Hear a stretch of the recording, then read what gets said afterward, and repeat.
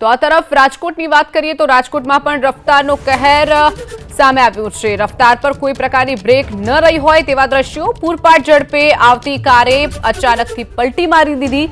Ambika township વિસ્તારની આ ઘટના છે। સદનસીબે ઘટનામાં કોઈ જાનહાનિ નથી થઈ।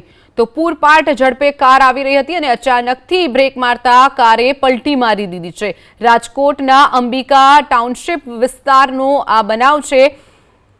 ત્યાં વધુ એક નબીરાનો રફતારનો કહેર સામે આવ્યો છે। રફતારના કહેર પર કોઈ બ્રેક ન રહી હોય તેવો રાજકોટમાં પણ ઘાટ સર્જાયો। અંબિકા ટાઉનશીપ વિસ્તારમાં આ ઘટના બની છે। ગાડી પલટી મારી ગઈ હતી। સદનસીબે આ ઘટનામાં કોઈ જાનહાનિના સમાચાર સામે નથી આવ્યા। તો રાજકોટમાં પણ રફતારનો કહેર સામે આવ્યો છે।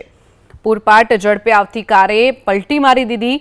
અંબિકા ટાઉનશીપ વિસ્તારમાં આ ઘટના બની છે। સદનસીબે આ ઘટનામાં કોઈ જાનહાનિના સમાચાર સામે નથી આવ્યા। તો રાજકોટમાં રફતારનો કહેર સામે આવ્યો છે। પૂરપાટ ઝડપે આવતી કારે અચાનકથી પલટી મારી દીધી।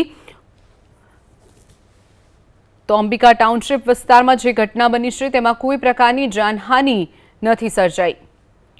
રાજકોટમાં પણ રફતારનો કહેર યથાવત જોવા મળ્યો છે।